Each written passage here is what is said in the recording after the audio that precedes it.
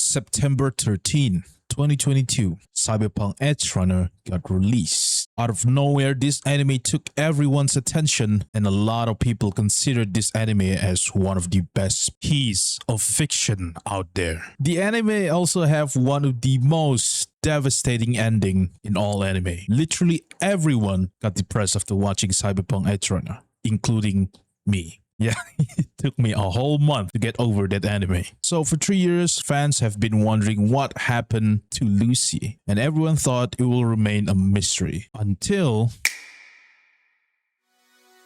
I couldn't wait for you to come and clear the cupboards.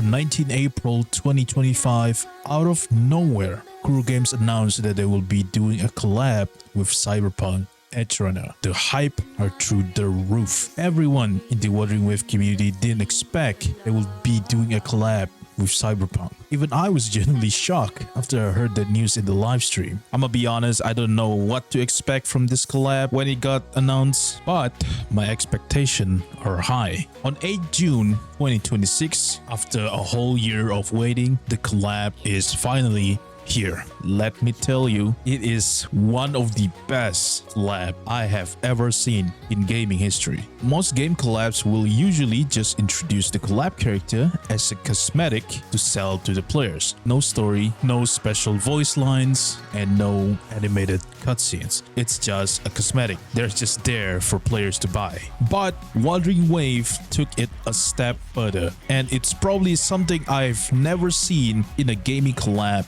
I've played a lot of games in the past, I play a lot of collabs, but most game collabs usually just cosmetic. Why is this collab feels different than the rest of the game collabs? Not only they introduced two of the main characters from Cyberpunk Edge Runner, Lucy and Rebecca, as a playable character in the game, they even made a whole 3-hour story for them. They also included Night City in this collab, which is the main city in Cyberpunk universe. It's an actual lore accurate Night City, by the way. Well, not the full city, but we could get a glimpse of Night City. And they also brought the main antagonist of Cyberpunk Edge Runner, which is Adam Smasher, as a boss. This collab is so good, people are now calling this collab the secret episode of Cyberpunk Edge Runner. The story is not your average gacha story either. Kuro is actually staying true to the source material here, and they are not trying to make a whole different story that feels like weird,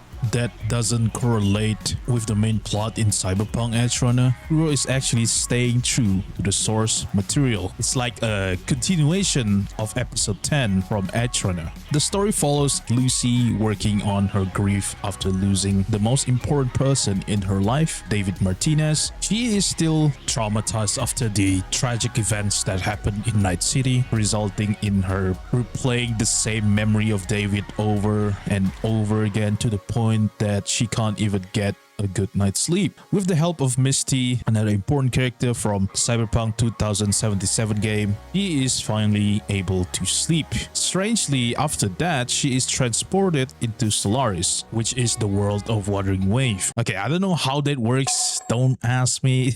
Ask CD Projekt Red for writing this. Then for some reason, Rebecca and David is still alive in this universe. Spoiler alert, it's all just a dream, and the reason David and Rebecca is still alive because they're created from Lucy's memory in the Somme Noir. Now, I don't really know much detail about this, but the Somme Noir is basically like an artificial realm where you can store all the dreams of people in Solaris. She also encounters one of the things that caused the most traumatic experience in her life, Adam Smasher. He is also in this universe as well. But the thing is, that is not the real Adam Smasher. Again, he got created from Lucy's memory inside the Somme Noir. It's confusing, I know. So I recommend you do the story by yourself because it'll be so much easier to understand than a dumb YouTuber like me making the worst explanation about the story. Yeah, so go do the story. I highly recommend it. it's a masterpiece. Anyways, the main stuff I want to talk about today is the amount of quality and effort Kuro put in this collab. Alright, let's talk about character quality and gameplay. Lucy and Rebecca are so fun to play. I honestly cannot get enough of playing both of them. Not only that, their character design is actually 101 to the anime. They're not making a completely new design for Lucy and Rebecca just for this collab. It's all the same character design from the anime. If you compare it side by side, it's the same. That's what I like about this collab also. Kuro is staying true to the source material. They don't try to change anything. And the gameplay, masterpiece. Just look at Rebecca's animation. This is straight from the anime. If I put it side by side, look at that. Chef kiss, man. I love it. And the whole Rebecca's wild nature, they don't try to tune it down in the game just for this collab. Make her go wild. Doesn't matter what game you on, go wild. They don't try to change her character. It's just Rebecca from the anime. The kind of name is that? And Lucy is just Lucy, you know, cool and calm. Honestly, like, thank you, Kuro, for not ruining the character. Thank you for staying true to the source material. And I also want to talk about Lucy's ult. Oh my god. It's not like your average ult. If you guys see right here, everything over here is like a mechanic from the Cyberpunk game, the quick hack mechanic. If you select one of the hacks here, like cyber psychosis, if I select that on the enemy, I can make them go cyber psychosis. They start attacking each other. They included the mechanics from the game into this collab as well. All right, moving on to the animation on this collab. Like, let me tell you, I'm not disappointed. I don't know what to say. It's so crazy that this game is a gacha game, and the amount of effort they put in this collab is amazing. It's not like your average game collab. Even people who don't even play Wuthering Wave knows how much effort they put in this collab. I can tell you that. The dedication Kuro put in this collab for the players, it's amazing. Alright, voice acting, also peak. They brought the original voice actor of Lucy and Rebecca, and even David, the original voice actor of David, and even Adam Smasher. It's the same voice actor. They don't try to hire other voice actor that sounds the same as them. They actually hired the actual voice actor that voiced Lucy, David,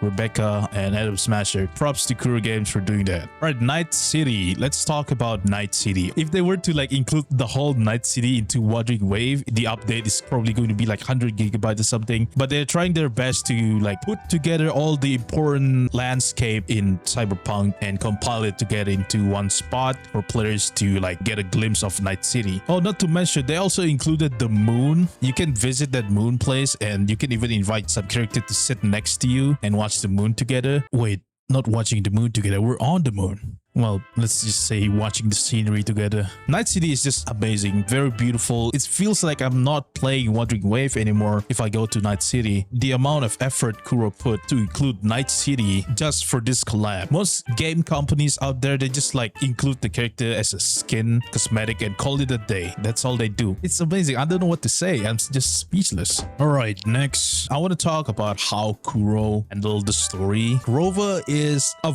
very powerful character. He's the main character of Wuthering Wave. He can fight gods. He can kill gods. Technically, he's a god himself. You get the point of what I'm trying to say here. So if Rovo were the one to fight Adam Smasher, I mean, Adam Smasher is just a average Joe. Rovo have to fight the Sandevistan. That doesn't bother Rovo. He can move faster than Sandevistan. So how does this collab make sense in Wuthering Wave? Rovo can literally kill Adam Smasher. He can literally just slash him and call it a day, and then that's it. That's the end of the collab. But no, Kuro put a different way to do this collab. So the only way to kill Adam Smasher is for Lucy to overcome her trauma. So whatever damage Rovo did to Adam Smasher, he will regenerate no matter what. So basically, Rovo is just a supporting character here. So the main character in this collab is obviously Lucy, which is a good thing. I was afraid that Kuro is going to make Rovo super OP this collab, and then Lucy is just like, yeah, oh, okay, nice, Adam Smasher is dead, yeah, I can go home now. That will be boring, no?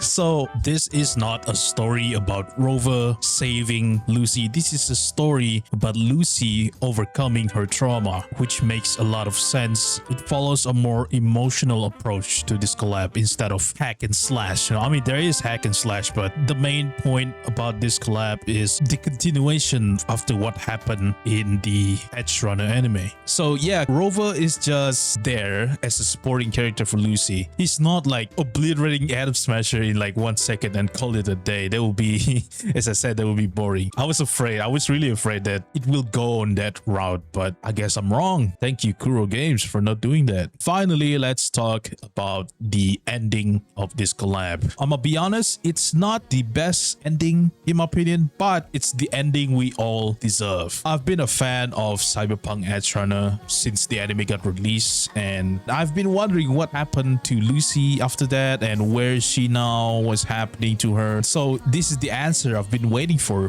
years. So the ending, she reunites with David, they talk on the moon, you know, all that. It's beautiful. It is really beautiful and depressing at the same time. So turns out David and Rebecca are just a dream. After they defeated Atom Smasher, David and Rebecca is back to being dead. Honestly, just good job to CD Projekt Red and Kuro Games for this collab. It's honestly beautiful. One thing I really hate about that ending is Kuro don't even let them kiss for the last time. Screw you, Kuro Games. Come on, man. Oh my god, it really is really painful. So anyways, Lucy goes back to her world and then she doesn't remember anything anymore. But after all the events in Solaris, she is finally brave enough to overcome her own trauma step by step, slowly but surely. That's the end of Lucy's story. Bittersweet ending, and honestly, I'm fine with it. I'm happy that we got some sort of clue on what happened to Lucy now. So overall, I give this collab a 10 out of 10. Honestly, it blows all my expectation. One of the best collab in gaming. Anyways, that is all I can do for this video. If you guys like my content, don't forget to leave a like or a sub. That will be much appreciated. And as always, thank you for watching till the end. And I see you guys on my next video. Bye-bye. So what you